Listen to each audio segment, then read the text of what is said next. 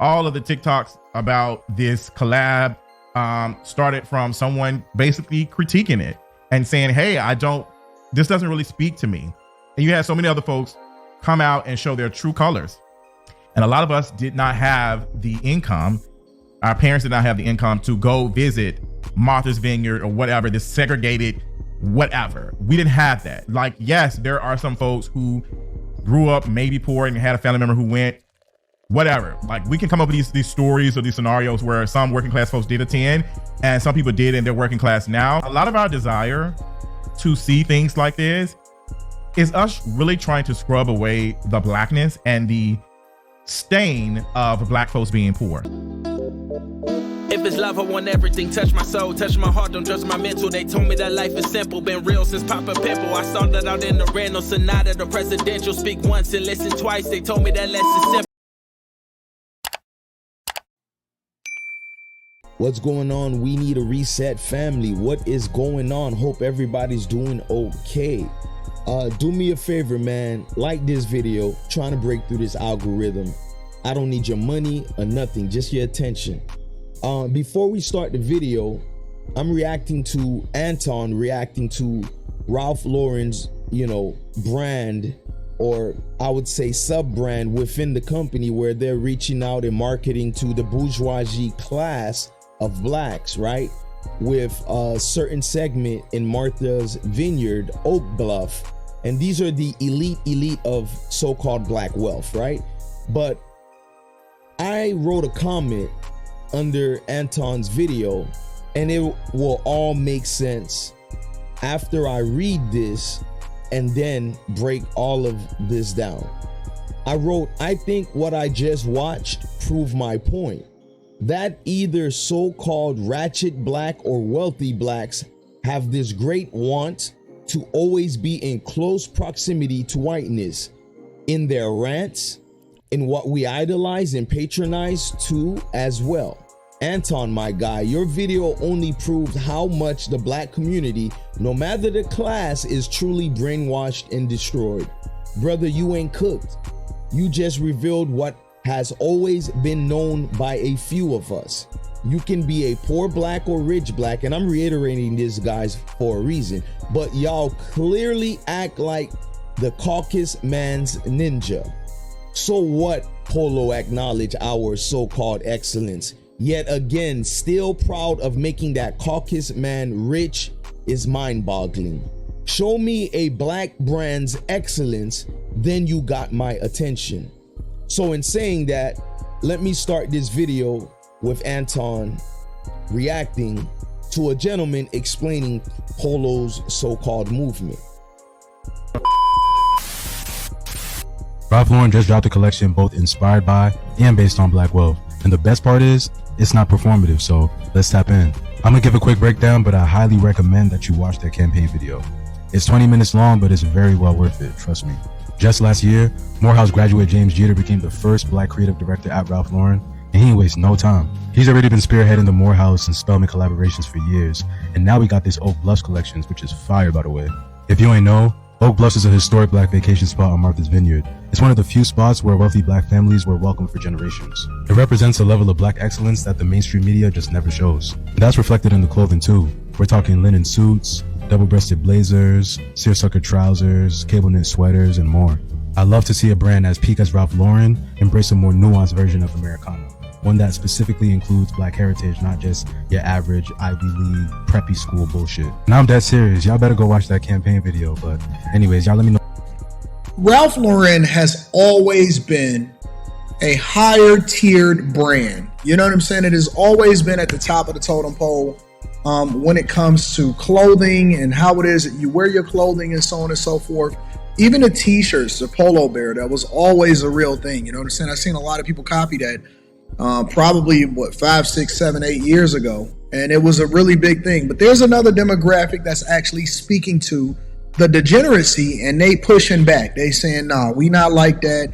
And we actually do have black people that's not niggas that actually care about the culture, that is a higher representation of what it is. And we separate ourselves from that. Keep in mind, guys, this is the same Ralph Lauren that had to apologize to black fraternity right? With a racial blunder that they committed. And this is back in 2020, where they basically took a Greek fraternity symbol of Phi Beta Sigma and used that brand on one of their pants. They were pushing a new pants line for Ralph Lauren, and they used that. Now, I don't care about the Divine Nine and all of your Greek fraternities, but I'm making a point. Historically, they have always used blacks in and for fashion. We all know this. This is that same brand that when it came out was not marketed to black folks, but green is green and that's business. And they know it. It's not for you. I grew up, and no matter where I've traveled in America, blacks have always had this affinity to wear anything white related, right? FUBU came out, we were rocking it for a minute, and then it got played out. But all of these other brands, no matter how long they have been here, never been played out. Whether it's your Louis V's, your Gucci's, right? Your Tommy's. I can go on and on, but Polo always has been a thing for a lot of black folks to have. No matter that your mother or father didn't have the money, you strive to get it. Yes, there are some black people who got money, some black folks, generational wealth, all of that. People and the way they are responding are saying the very quiet part out loud. Because if you are proud and you want to wear this, and this is something for you, then do it. But the folks who are speaking and responding, being irritated, like the way some of y'all are describing that you were able to be in these circles and do that, well, I didn't do that. The way some have said black people are not a monolith, the way y'all use that is, I am not that type of black, and I don't want to be associated with that. Not that. Get that black off the TV. I don't want to see it. And we have to be honest about that. So the black Americans that don't like Ralph Lauren's Coke Wafer, or something super negative to say about it, are the same black Americans that think only black Americans can live in this weird ghetto aesthetic. They think we only live down south, we're only poor, we have no fathers, our mothers are pieces of shit, and nobody has natural hair. They think as black people, as black Americans, that we are a monolith and we don't exist in other echelons, in other socioeconomic classes. We're not degree holders, you know, we don't go to the Hamptons and Montauk, our children don't play tennis, we're not lawyers or doctors. They don't quite understand that black Americans have been in this country. Literally, we were on the skirmish field. We exist in all facets of society, in all socioeconomic classes. And it's not our fault that you would rather your children listen to Sexy Red and be influencers or athletes, and the rest of us would rather our children be doctors or lawyers and listen to Mozart, because we understand that vibration is healing, and it actually heals and makes new connections in your brain synapses, versus Sexy Red is toilet fucking water bowl trash bag music. That's the difference. The difference is our children will succeed because we understand black Americans don't live in a monolith, while your child's gonna end up 15 with 3 baby daddies. The difference is our children will succeed because we understand black Americans don't live in a monolith, while your child's gonna end up 15 with 3 baby daddies. That's the difference. It's the mindset that some of these black Americans have versus the rest of us, understanding that we come in all shapes and sizes, we come in all differences, and we come in all socioeconomic classes, and the Oaks Bluff is telling the story.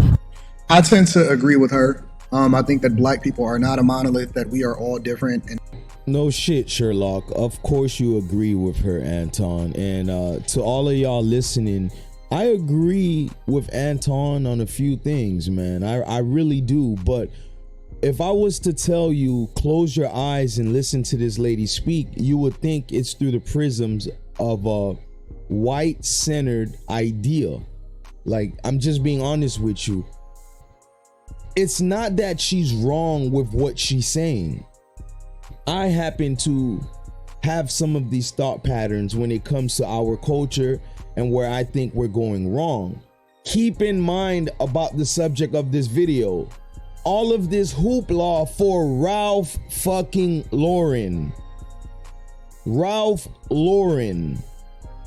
They are making this movement to make this very well established Caucasoid company even more powerful. This is the problem and argument that I have. And I just want you guys to understand that. Think about this. Anton loves to push this whole black excellence movements where we should be more creators. We should be having our own ownership. So which is it? Are we pushing for black wealth through creating our own, or showing black wealth by patronizing white wealth, by wearing white wealth? Yes, the face of America is not just Caucasian. Blacks have been involved. I don't want to go through the whole, talk of building this country, even though it's true. I want to focus on the topic. We have been a part of every segment of this nation in terms of wars, politics, social issues. We've been a part of everything. So the face of America does include black people. But which is it, Anton? Which is it? Is black excellence only standing with the crutches of white power? That's what this is showing me. See, my problem with you, Anton, and many content creators like you who are black, supposedly, all right, I'm joking, but you get what I'm saying, is that you guys use a lot of clickbait. There's no outrage about this Oak Bluff Polo collab. There's no black folks running around here up in arms about this. You love to do this selective thing again. And yes, I'm reiterating it because you need some type of fuel to show that you're the quote unquote better black. You're the quote unquote cream of the crop black. It's like you want to be in that boys club, but you know that black bourgeoisie, bro, that black upper echelons of black wealth, they wouldn't accept you, bro. And that is the truth. There's no difference with how they view you as far as how white folks of wealth view you.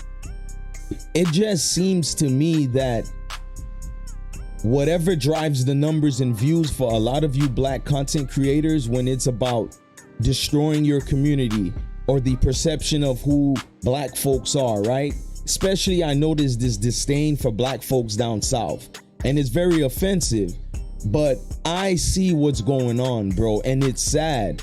See, yes, me, myself, I tend to talk about the things that perplex us as a community that really bothers me, right? Because it affects us, the degeneracy, a lot of the bullshit that goes on. But I have a working hand in the community. I am in the community. My family is. I have footprints. My works showcase what I'm doing to combat the issues. A lot of you people that nitpicks on the community have no works.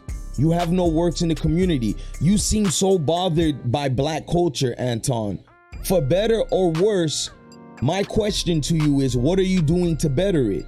Because making a false advertisement on a beef going on with a certain segment of the black community, feeling frustrated or bothered by this Polo collab with the black echelon of wealth is really annoying. What this Polo collab showed me was a tribute to our wealthy class. My conclusion will be this, and I'll get straight to the point.